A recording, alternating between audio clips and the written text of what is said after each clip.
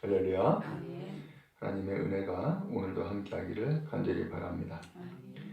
욥기의 말씀을 지금까지 쭉 읽고 있는데 이렇게 짧은 장은 여기가 처음이에요. 자, 오늘 여기 수아 사람 빌닷이 이야기를 하는 내용이에요. 세 번째로 이야기를 하고 있어요. 근데 그 이야기의 내용을 보니까 하나도 틀린 게 없어요. 거기 2절에 보니까 먼저 뭐라고 이야기하냐면 하나님의 주권과 위엄을 이야기하고 있어요. 주권이라고 하는 것은 하나님이 다스리시고 그 다음에 가지고 계시는 권리를 이야기하고 있죠. 그 다음에 위엄을 가지셨다. 주님께서는 이 세상을 창조하시고 다스리시기 때문에 모든 권세와 능력, 위엄이 하나님께 있음을 말씀하고 있는 거예요. 더 나아가서 높은 곳에서 화평을 베푸신다. 하나님께서 이 땅에 화평, 평화를 주신다는 거예요. 이 한마디 이 말씀을 보니까 틀린 게 없어요. 맞는 이야기예요. 그 다음에 또 3절에도 보니까 그의 군대를 어찌 계수할 수 있으랴. 이 군대라고 하는 것은 하나님의 군사. 여기 군사는 곧 하나님의 어떤 통치, 하나님의 능력, 하나님의 다스림, 이것을 상징하고 있는 거죠. 이것을 사람이 어찌게 그것을 계수할 수 있냐, 헤아릴 수가 있느냐. 사람이 헤아릴 수가 없죠. 그런 능력이 되지 않기 때문에. 그가 비추는 광명을 받지 않은 자가 누구냐. 이 광명이라고 하는 것은 빛이지요. 그러므로 이 세상에 그 다스리시는 하나님께서 그 광명, 곧 빛을 받지 않은 자가 없다. 다른 표현으로 하면은 하나님의 다스림이기도 하지만 또 한편으로는 하나님의 은혜를 이야기도 하는 거예요. 이거 받지 않은 사람이 누구냐라는 거예요. 그렇죠. 다 하나님의 은혜를 믿고 살아가는 것이죠. 그러면 이 이야기를 도대체 왜 하는 거예요? 이야기는 초점은 바로 거기에 있어요. 이 빌닷이 도대체 이런 이야기를 왜 하느냐라는 거예요. 이 친구 가운데 한 사람이 바로 빌닷인데 그 엘리바스, 그 다음에 이 사람이 빌닷, 그 다음에 그 또 한 사람이 나오는데 이 세 사람이 지금 욥을 찾아온 거예요. 왜 찾아왔느냐? 욥이 갑자기 재난을 당했다라고 하는 소식을 듣고서는 이 욥을 위로하기 위해서 찾아온 거예요. 그러면서 한 주간 동안 이 욥과 함께 밤낮 같이 있었어요. 근데 한 주간 동안 아무 소리도 못한 거예요. 왜냐하면 너무나 비참하니까, 너무나 황당하니까 아무 소리를 못한 거예요. 그러면서 이제 한 주간이 지나자 드디어 욥이 말하기 시작을 했어요. 탄식한 거죠. 내가 왜 이런 재난을 당하는가? 탄식을 하고 왜 한 주간 동안 있다가 탄식을 했는데 그 탄식의 이야기를 듣고서는 이 엘리바스라든가 그 다음에 빌닷이라든가 이 친구들이 말하기 시작하는 거예요. 그러면서 엘리바스는 하는 얘기가 이러한 이 재앙을 당한 거 보니까 네가 분명히 죄를 지어서 그렇다. 이것은 하나님의 심판이다.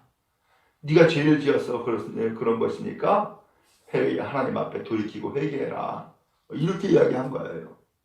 그러니까 이 욥은 그렇지 않아도 나는 하나님 앞에 늘 예배하고 성실하게 살아왔는데 그런데 아니 이것이 하나님의 심판이라고 하니까 이 욥이 도대체 받아들일 수가 없었던 거예요. 그래서 아니다 라고 하니까 이번에는 이 빌닷이라는 이 친구가 그럼 네 죄가 아니면은 네 자식 죄다. 그러면서 자식을 또 이제 들먹이게 된 거예요. 그러니까 이 욥이 그것도 받아들일 수가 없었어요. 아니다. 자식죄 아니다 이건. 그러면서 그것을 받아들이지 않고 그의 반론을 펼치니까 세 번째 친구가 또 이야기하죠. 그러면서 세 번째 친구는 뭐라고 하냐면은 만약에 네가 하나님 앞에 죄를 지었다면 하면서 이제는 또 가정법을 써가지고서는 이 욥을 또 정죄하고 있는 거예요. 그러면서 이제 소위 말하면 이 욥과 논쟁이 이제 펼쳐지게 된 거예요.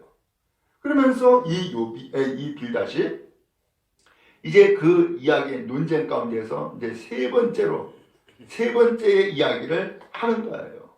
그 세 번째 이야기를 하면서 하나님의 주권을 이야기하고 하나님의 위엄을 이야기를 해요. 하나님이 평화 주신다고 이야기를 해요.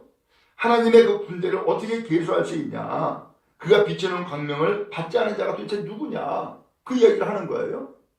그 말이 맞죠. 근데 이 말을 도대체 왜 하는 거예요, 도대체? 이 말을 욥에게 하는 이야기의 이유가 도대체 뭐냔 말이에요. 그 이유는 4절에 있어요. 이렇게 이야기를 하는 거예요. 그가 하나님 앞에서 사람이 어찌 그런즉 하나님 앞에서 사람이 어찌 의롭다 하며 여자에게서 남자가 어찌 깨끗하다 하랴. 이야기의 초점은 바로 여기에 있는 거예요.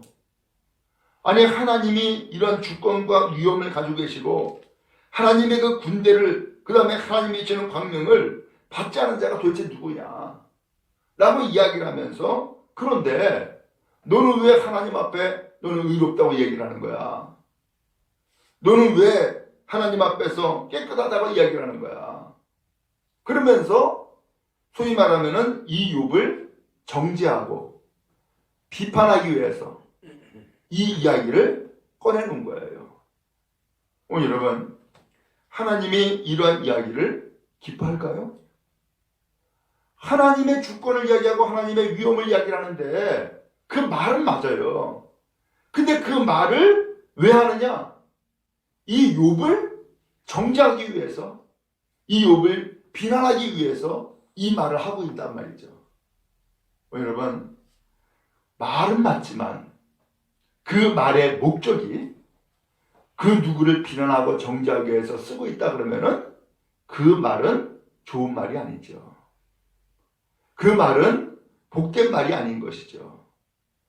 오늘 우리는 오늘의 삶을 살아가는데 언제나 하나님 앞에서 평화를 전하고 처음에 가지고 왔던 그 목적대로 위로하기 위해서 그 다음에 격려하기 위해서 믿음을 북돋기 위해서 하는 말이라고 한다면 그건 복된 것이죠.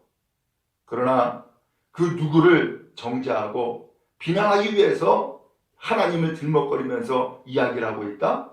하나님 기뻐하지 않죠. 하나님은 그 누구를 비난하고 정죄하라고 말씀한 적이 없어요. 예수님도 비유를 통하여서 말씀했잖아요. 네 눈에 들보는 보지 아니하고 상대방의 티를 보고서 이야기한다고 예수님이 말씀하지 않았어요? 그런 것처럼 오늘 우리는 하나님을 이야기할 때에 나를 돌아보고 나를 향하여서 그 하나님의 그 음성 하나님의 말씀을 받는 자세를 가지고 있어야지 하나님을 이야기하면서 그 상대방 그 누구를 비난하고 정죄하는 데 쓰여지는 것은 하나님도 기뻐하지 않을 것이다 라고 하는 거예요. 그러므로 여러분 오늘 우리는 언제나 나를 돌아보는 은혜의 시간이 될 수 있기를 간절히 바랍니다. 그러면은 오늘 이 상황에서 친구들은 위로하러 왔다가 위로가 아니라 정죄하고 비난하잖아요. 욥의 이런 비참한 상황을 보고서는 우리는 어떤 마음을 가져야 될까요? 그것은 욥이 지금까지 저렇게 성실하게 살아왔고 그 다음에 이 욥이 하나님을 정말로 진실되게 섬겼고 그리고 늘 자식들을 위해서 수시로 예배를 했던 그런 사람이었는데 오늘 이 사람이 갑자기 이러한 재난을 당하는 것을 보니까 정말로 하나님의 뜻은 알 수가 없구나. 그러면서 우리 스스로가 늘 조심하고 그리고 우리 스스로가 늘 하나님 앞에서 두렵고 떨림의 마음을 가지고 하나님을 섬겨야겠구나 라고 하는 마음을 가졌다 그러면 얼마나 좋겠어요. 오늘 하나님은 이 욥을 위로하기 위해서 왔던 이 친구들이 위로가 변하여서 정죄하고 비난하는 그런 논쟁을 지금 펼치고 있는데 이것조차도 하나님께서 기뻐하지 않을 거예요. 여러분, 우리는 살아가면서 우리 스스로도 이러한 일을 만날 수도 있고 또 이러한 상황을 만나는 또 다른 사람을 우리가 볼 수가 있어요. 그때에 여러분, 우리는 어떻게 생각을 하고 어떻게 말을 하겠어요? 그전에도 보면은 이러한 상황을 만났을 때에 쉽게 판단하고 쉽게 정죄할 수가 있어요. 야, 아무개가 저런 재난을 당하는 거 보니까 저 하나님이 저 벌 줬구나, 이렇게 생각을 해요. 또 이것이 아예 가말로 확신이 되어 가지고서 상대방에게 또 그런 얘기를 하는 거야. 그럼 어떻게 돼요? 상처를 받았는데 상처를 더 받는 거지. 그러면서 아주 깊은 수렁에 빠지게 하거나 아니면은 하나님과 더 멀어지게 하는 결과를 가져올 수도 있어요.